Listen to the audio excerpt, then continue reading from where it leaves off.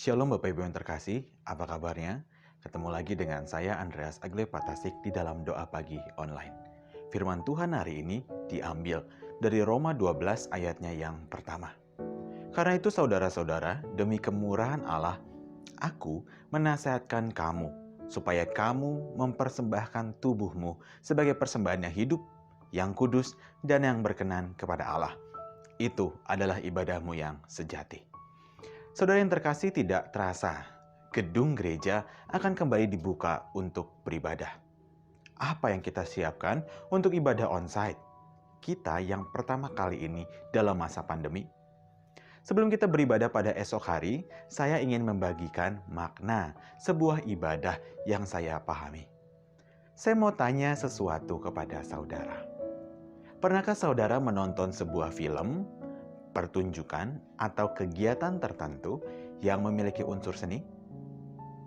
Jika pernah, kita bisa tahu bahwa setidaknya ada 3 peranan penting agar kegiatan tersebut berjalan dengan baik. Yang pertama adalah peran sutradara. Dia bertugas untuk merancang dan mengonsep sebuah kegiatan supaya ditampilkan sesuai dengan alur yang dikehendaki dan disenangi oleh penontonnya. Sutradara bisa mengonsep langkah-langkah, arahan, dan lain-lain. Sehingga kegiatan bisa berjalan dengan baik dan benar. Yang kedua adalah pemain. Pemain bertugas untuk melakukan apa yang dirancangkan oleh sutradara agar kegiatan berjalan dengan baik. Pemain menerjemahkan apa yang ada di dalam naskah supaya menjadi sebuah pertunjukan yang indah dan memuaskan bagi semua, khususnya bagi para penonton.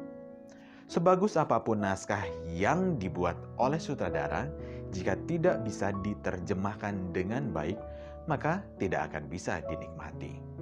Lalu yang ketiga adalah penonton. Dia adalah yang menyaksikan kegiatan tertentu yang sudah disiapkan oleh sutradara dan pemain. Bayangkan, apa jadinya sebuah kegiatan tanpa penonton? Nah, kepuasan penonton adalah hal yang utama. Nah, saudara, 3 peranan ini adalah hal penting dalam sebuah pertunjukan. Lalu, bagaimana dengan sebuah ibadah? Jika diberikan 3 peranan ini, menurut saudara, kita sebagai umat yang duduk di bangku jemaat, apa peranan kita?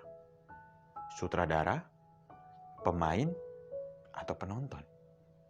Kebanyakan dari kita mungkin menjawab ya sebagai penonton. Jika saudara masih menjawab bahwa kita adalah seorang penonton dalam ibadah, saudara keliru.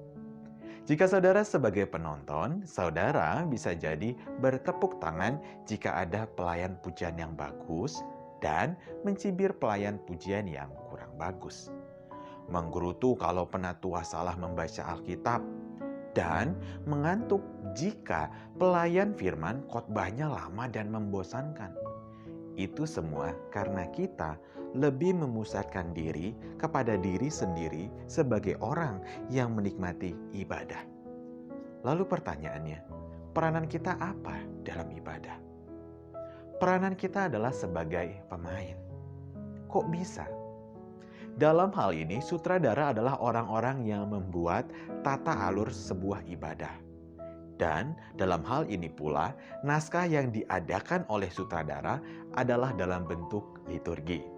Dalam liturgi ada sebuah tatanan dan aturan yang diikuti. Dan siapa yang mengikuti liturgi? Betul, sudah pasti kita para jemaat.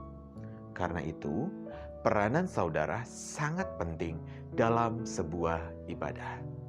Karena penting, maka dari itu saudara perlu menghayati peran sebagai seorang pemain yang baik dalam ibadah. Jika sutradara sudah ada, pemain sudah ada, lalu siapa penontonnya? Penontonnya sudah pasti adalah Tuhan. Karena Tuhanlah yang menjadi pusat dalam sebuah ibadah. Dialah yang menyaksikan persembahan ibadah yang kita lakukan, baik sebagai sutradara dan pemain dalam ibadah kita.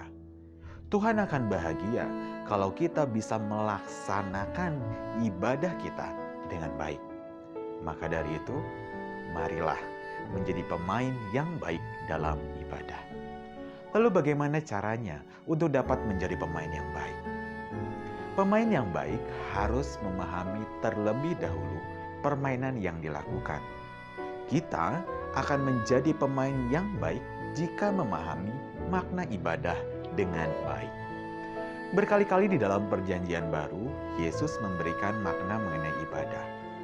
Yesus selalu mengkritik ibadah yang dilakukan dalam formalitas belaka. Ia selalu menekankan bahwa kasih kepada Allah adalah ibadah yang sesungguhnya.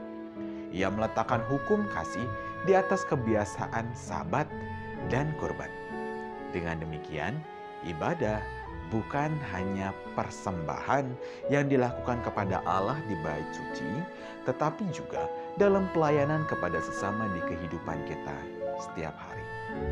Paulus sendiri menyatakan pengertian mengenai ibadah di dalam surat terhadap jemaat di Roma.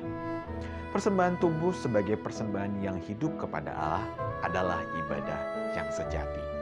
Di dalam ibadah, Tuhan menghendaki kita bisa menghargai setiap insan manusia sebagai sebuah kehidupan di dalam Tuhan.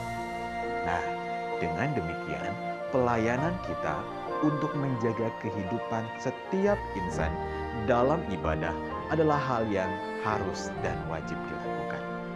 Seperti video yang diedarkan oleh BPMS GKI, bahwa ibadah adalah bentuk memelihara kehidupan, bukan untuk mengancam kehidupan. Jadi saudaraku, ketika kita ingin menjadi pemain yang baik di dalam ibadah besok, beribadalah dengan tetap memelihara kehidupan. Bagaimana caranya, Mas Andre? Patuhi protokol yang ada, lakukan anjuran yang telah disampaikan, serta ingat bahwa new normal bukan berarti virus corona telah selesai. Namun, kita tetap melakukan kegiatan dengan kenormalan yang baru, dengan tetap menjaga kesehatan dan mengurangi penularan. Ingat saudara, ibadah sejati kita bukan hanya dilakukan dalam gedung gereja, melainkan dalam kehidupan kita sehari-hari juga. Oleh karena itu, beribadalah dengan baik, pelihara kehidupan yang ada di sekeliling kita dengan melakukan protokol yang dianjurkan dan tetap jaga kesehatan. Tuhan memberkati kita. Amin.